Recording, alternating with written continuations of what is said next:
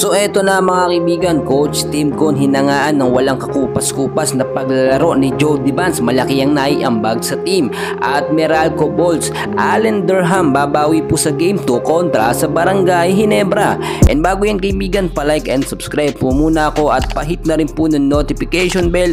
Maraming salamat po. Sa quarterfinals, Game 1 po ng Barangay Ginebra at ng Meralco Bolts. Nakita natin talagang gumana ang magandang sistema ni Coach Tim Con ng Barangay Ginebra.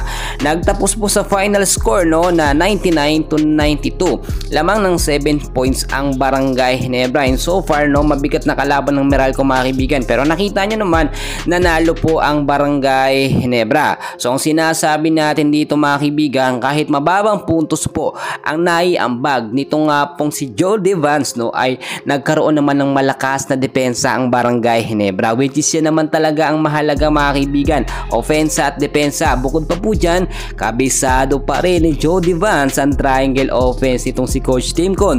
Dahil very obvious, alam na alam po niya kung saan siya po pwesto kahapon. At eto pa, nagkaroon din po ng kapalitan etong si Japet Aguilar, kaya naman nakakapagpahinga siya ng maayos.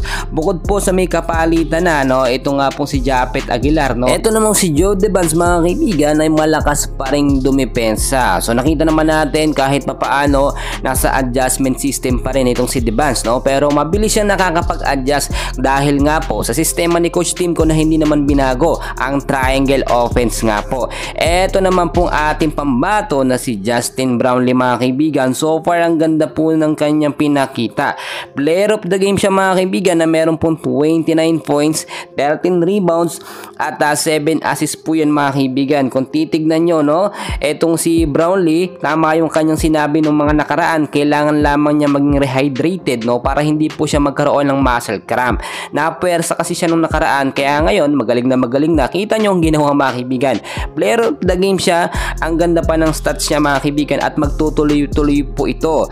Ayon na rin sa ating mga updates, eto nga pong Barangay Ginebra, si Allen Durham ay nahirapan po dito sa Barangay Ginebra. Ang laking factor po kasi na may bago silang player at activated po agad etong si Vance. Yung depensa ng Barangay Ginebra ay mas malakas po ngayon kumpara ng mga huling laban nila. Maraming nagsasabi matanda na daw itong si Jody Vance mga kaibigan, nasa 40s na at dapat daw kumuha ng mas bata ang Barangay Ginebra. Pero hindi nila naisip na mahalaga dito na kabisado ng player yung sistema ng Barangay Ginebra, which is yun ang pinakita ni Vance mga kaibigan. Kahit may edad na yan, kahit matagal po yan napahinga, nasa 2 taon po, pero yung sistema ng Barangay Ginebra ay kabisado pa rin niya mga kaibigan. Bukod pa po dyan, mabilis siya nakakapag-adjust sa mga player na kanyang nakakasama sa loob. Well mga kaibigan, naabangan natin ang Game 2 dito sa quarterfinals ng Barangay Ginebra at ng Meralco Bolts. Tignan natin kung makakabawi itong Meralco mga kaibigan.